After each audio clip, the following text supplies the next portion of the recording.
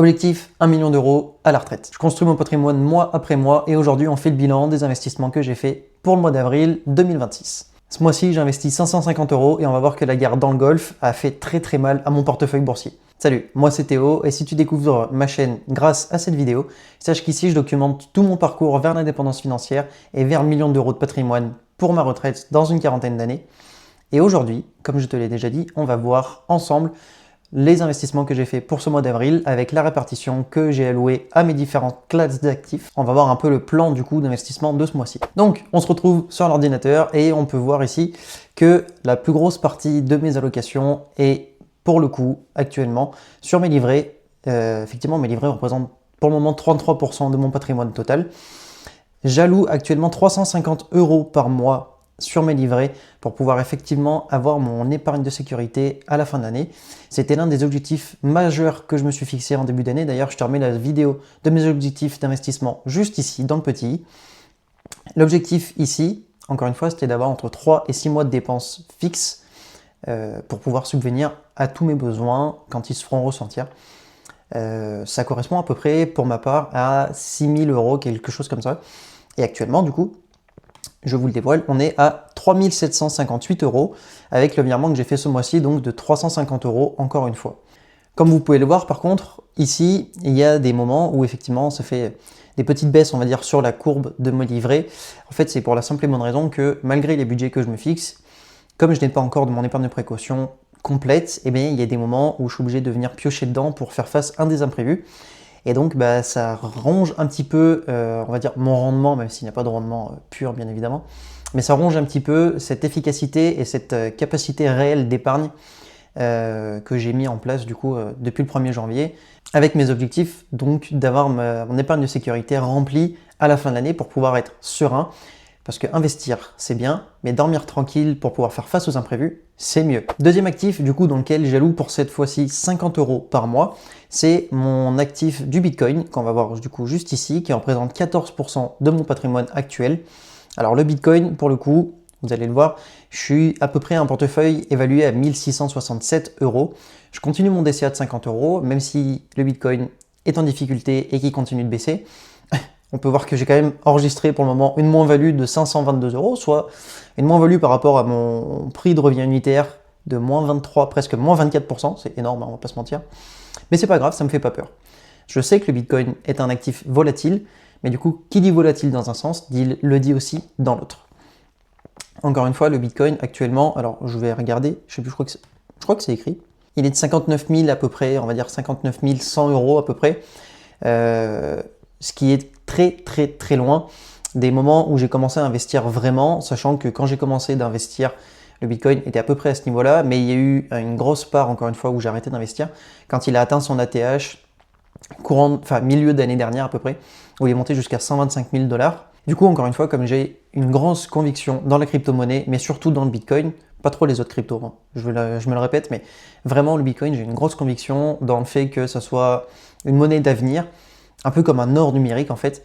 Et du coup, je vais continuer inlassablement d'investir, pour le moment en tout cas, 50 euros par mois dessus. Mais 50 euros après, ça pourra évoluer dans le temps, bien évidemment. Mais pour le moment, je continue vraiment d'investir dans le Bitcoin parce que c'est quelque chose dans lequel je crois fort. Et je suis sûr que dans l'année, il va pas forcément rebattre le prix maximal qu'il a atteint, des 125 000 $ environ. Mais en tout cas, il va s'en rapprocher, il va remonter sur le mois aux alentours des 100 000 $. Et même si c'est pas dans l'année, ça sera peut-être l'année prochaine ou dans 2 ans, je sais pas exactement. Mais en attendant, je continue d'accumuler. Enfin, on se retrouve avec la classe d'actifs, entre guillemets, la plus importante de mon portefeuille. Pas forcément en termes de valeur et d'investissement alloué actuellement, mais si, plutôt en termes de valeur, avec du coup mon portefeuille boursier.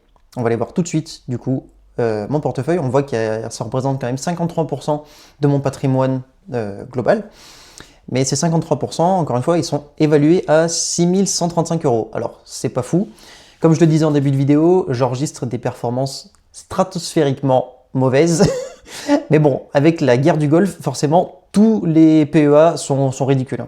On peut voir que j'ai quand même une performance de moins 4% depuis le début de mon PEA, ce qui est quand même pas exceptionnel.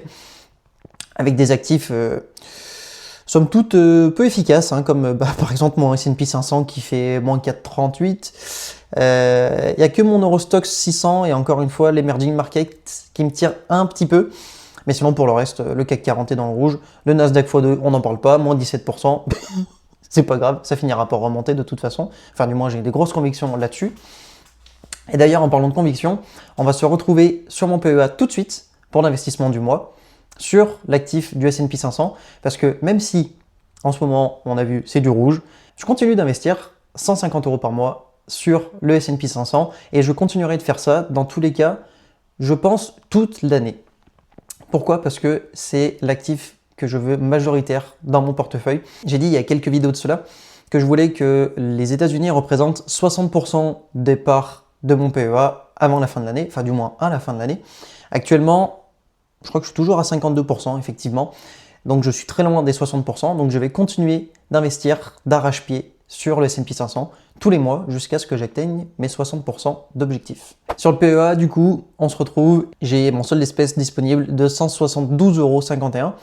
Encore une fois, 150 € que j'alloue à chaque fois où je vire de mon compte en banque sur mon PEA.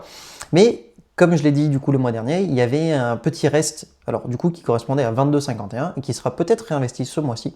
On va voir ça ensemble. Du coup, on va aller chercher l'ETF S&P 500 juste ici. On va faire achat. Ici pour l'achat, alors le montant d'une part d'ETF est de 28,24. Du coup, on va sortir la calculatrice. On va faire 172 divisé par, allez, on va dire 29, parce que de toute façon on ne peut pas faire deux de moitié de part, et ça fait encore une fois 5 parts, du coup 0,9, donc on prendra que 5 parts ce mois-ci, encore une fois. Tac. Et du coup, on va prendre quantité 5, petit peu d'ordre, encore une fois on prend l'ordre au marché, je ne me prends pas la tête à savoir quand est-ce que j'investis, hop, j'achète, le marché est actuellement fermé, ce n'est pas grave, ça passera quand ça sera ouvert. Montant estimé 141 €, solde d'espèces, du coup il me restera 31,28 € sur mon solde d'espèces, donc qui seront à un moment donné forcément réutilisés, probablement le mois prochain. Tac, confirmé. Et voilà, ordre transmis avec succès. Parfait. Et on peut voir que du coup l'ordre est en attente. Alors il n'a pas été exécuté parce que le marché est actuellement fermé aux États-Unis, bien sûr. Mais en tout cas, il sera effectué dès que le marché ouvrira. Donc c'est parfait. C'est parfait, c'est parfait. Et c'est parfait. On peut voir du coup que mon patrimoine est à peu près évalué actuellement à 11 559 €. Alors, c'est pas énorme, c'est sûr, ça avance lentement, mais au moins ça avance, et au moins j'ai le mérite, je trouve, d'investir et de penser à mon futur, sans pour autant me priver. C'est pas parce que, encore une fois, j'investis pour mon futur que je ne sors pas et que je ne prévois pas, par exemple, de vacances sur les 15 ou 20 prochaines années qui arrivent. Même en parlant de cette année, bien évidemment, je pars en vacances, je continue de me faire plaisir, mais pour autant, j'investis. Du coup, petit récap de cette vidéo. Il y a 350 € que j'alloue sur mon compte épargne, sur mon épargne de sécurité, on va dire, afin d'atteindre l'objectif des 6 mois d'épargne de précaution pour la fin de l'année. 50 € sur du Bitcoin afin d'accumuler. Il n'y a pas d'objectif vraiment particulier de revente, d'avoir un pourcentage en Bitcoin. Simplement, vraiment accumuler, parce que pour moi, le Bitcoin a un avenir réel dans le monde qui nous attend. Et du coup, la dernière actif, les 150 € sur mon PEA à travers l'ETF S&P 500, parce que, encore une fois, je crois beaucoup en la croissance des États-Unis, quoi qu'il arrive, sur les 15-20 prochaines années. Elle ne sera peut-être pas aussi fulgurante qu'elle l'a été sur les 15-20 dernières, justement, mais je pense quand même que ça sera le leader mondial en termes de croissance. Donc, je continue d'investir là-dessus jusqu'à atteindre, comme je l'ai dit, mes 60% de répartition boursière sur le marché américain.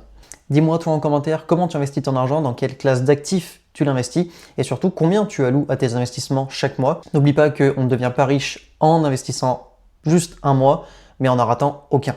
Encore une fois, sur cette chaîne, je documente tout mon parcours vers l'indépendance financière et vers le 1 000 000 € de patrimoine à la retraite. Alors si cette vidéo t'a plu, n'hésite pas à la liker, à la commenter comme je te l'ai dit, et surtout à t'abonner en cliquant juste ici, sur ma petite tête. On est 51 au moment où je tourne la vidéo, c'est énorme, ça continue d'augmenter, c'est génial. Et si tu pouvais m'aider à atteindre les 100 abonnés avant les 6 mois de la chaîne, avant le mois de juin 2026, ça serait encore mieux. Et juste ici, je te laisse avec la vidéo du mois dernier où je montrais mes investissements du mois de mars. Je te dis à la prochaine, c'était Théo, ciao.